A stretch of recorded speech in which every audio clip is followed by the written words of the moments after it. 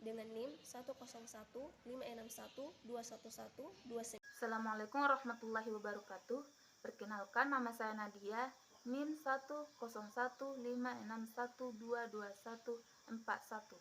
Assalamualaikum warahmatullahi wabarakatuh. Perkenalkan, nama saya Nur Salsabila, kelas TP4, NIM 10156121115. Kunci memahami ilmu tasawuf.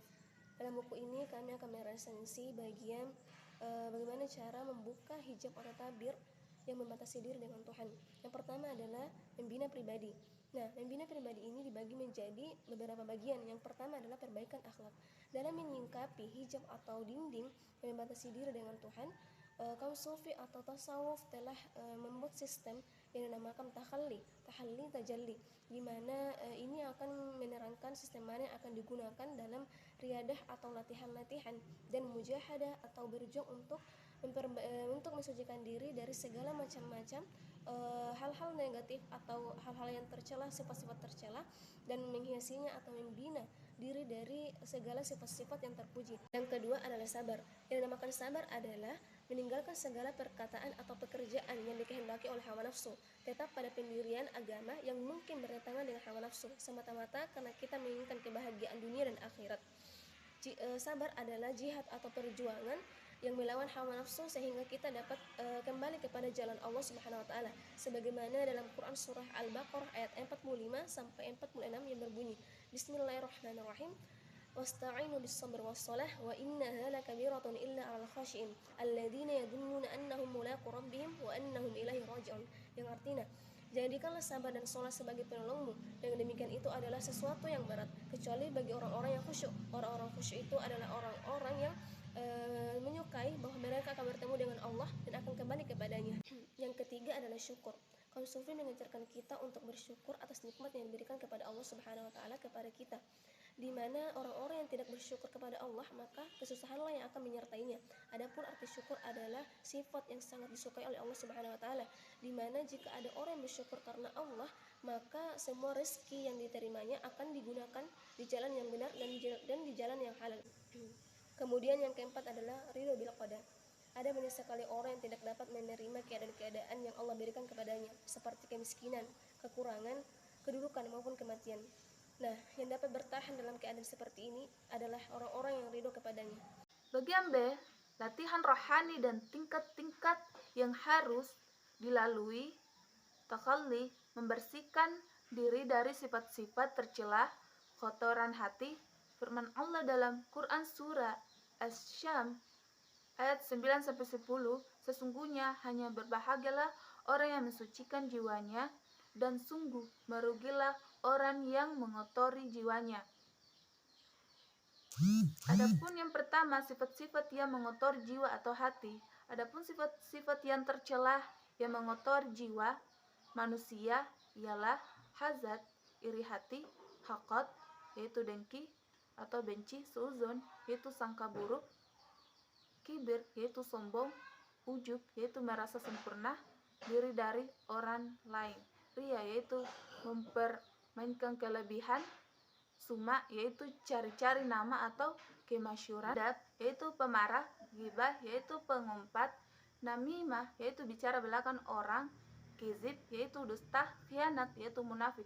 Adapun sifat-sifat yang tercela yang merupakan maksiat lahir ialah segala perbuatan-perbuatan yang dikerjakan oleh anggota-anggota badan manusia yang merusak orang atau diri sendiri, sehingga membawa pengorbanan benda, pikiran, dan perasaan, membawa kejahatan-kejahatan yang merusak seorang dan mengacaukan masyarakat. Yang kedua, cara membersihkan jiwa atau hati. Tersingkatnya tabib atau hijab yang membatasi diri dengan Tuhan ialah suci bersihnya diri atau jiwa dari segala kotoran-kotoran maka lahir dan maksiat batin.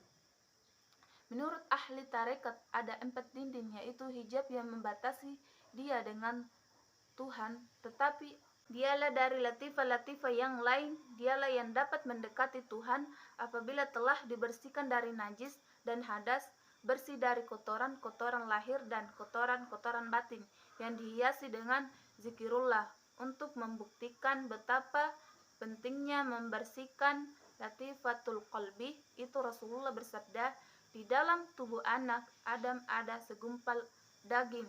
Apabila baik, maka baik seluruh jasad, dan apabila ia rusak, maka rusaklah seluruh jasad. Ketahuilah, dia itu ialah hati. Di sini saya akan menjelaskan apa itu tahali, atau mengisi diri dengan sifat-sifat terpuji, menyinari hati.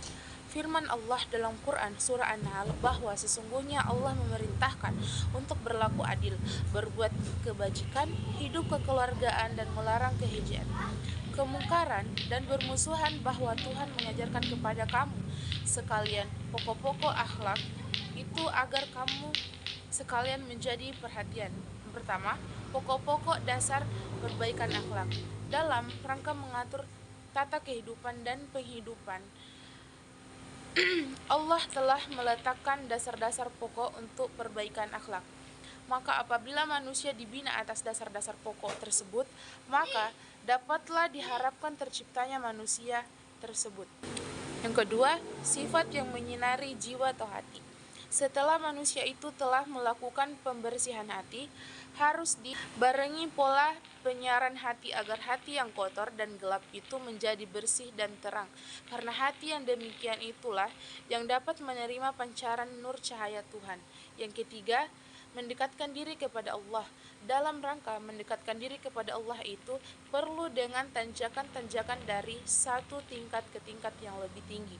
Seperti yang agama Islam, kesempurnaan agama Islam itu dicapai dalam yang pertama, syariat.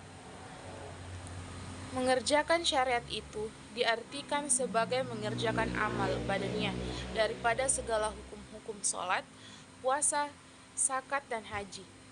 Tugasnya bahwa syariat itu ialah peraturan-peraturan yang bersumber dari Quran dan Sunnah. Kedua, tarekat. Dasar-dasar pokok mengenal tarekat antara lain. Yang pertama, sebuah hadis qudsi yang menyatakan, adalah aku suatu perendaraan yang tersembunyi, maka inginlah aku supaya diketahui siapa aku, maka kujadikanlah makhluk, maka dengan Allah mereka mengenal aku. Dalam pada ini, menurut aliran tarekat ini, bahwa Allah adalah permulaan kejadian yang awalnya tidak ada permulaan. 2. Dan menurut firman Allah dalam Quran surah Al-Jin, dan bahwa jika mereka tetap istiqomah menempuh jalan itu atau tarekat, sesungguhnya akan kami beri rezeki atau rahmat yang berlimpah-limpah. Pengertian tentang tarekat ini telah banyak diuraikan pada bab yang lalu, maka pada ruangan ini hanya merupakan tambahan. Rasakan adanya Tuhan dalam keadaan mana seseorang dapat melihat Tuhan dengan mata hatinya, atau ainul basirah. Yang demikian ini didasarkan atas pertanyaan Ali bin Abi Thalib kepada Rasulullah, manakah tarekat yang sedekat-dekatnya mencapai Tuhan? Yang dijawab oleh Rasulullah, tidak lain daripada zikir kepada Allah. Yang ketiga, hakikat. Tarekat dan hakikat adalah sambung menyambung antara satu sama lain. Oleh karena itu, pelaksanaan agama Islam tidak sempurna jika tidak dikerjakan keempat-empatnya, yakni syariat, tarekat, hakikat, dan ma'rifat. Maka apabila syariat merupakan peraturan, tarekat merupakan pelaksanaan, maka hakikat merupakan tujuan pokok, yakni pengenalan Tuhan yang sebenar-benarnya. Yang keempat, ma'rifat. Sebagaimana telah diterangkan di atas bahwa ma'rifat merupakan tujuan pokok, yakni mengenal Allah yang sebenar-benarnya, bahwa ma'rifat mempunyai persambungan langsung antara Talawunai menerangkan dalam kitab Syarhul Maqasid, apabila seseorang telah mencapai tujuan terakhir dalam pekerjaan selakunya dalam filah, pasti ia akan tenggelam dalam lautan sanhit. Kelima, tajalli atau kenyataan Tuhan. Firman Allah dalam surah An-Nur, Allah itu cahaya langit dan bumi. Landasan ayat itulah kaum sufi yakin beroleh pancaran nur tajalli Allah. Demikian Allah tajalli dengan af'aliyah. Mustahil orang dapat menutupi cahaya, sedang cahaya itu terpancar dalam segala yang tertutup, apalagi Allah adalah cahaya. Sanya Allah itu tajalli bagi manusia umumnya. Bagi Abu Bakar, seluruh langit dan bumi. Nabi Muhammad SAW bersabda, khususnya untuk tajalli inilah para sufi mengadakan ridho, latihan-latihan jiwa berusaha melepaskan pada dirinya serta mengosongkan kolbunya dan sifat-sifat yang tercela. Mamzumah atau akali dan mengisinya dengan sifat-sifat yang terpuji.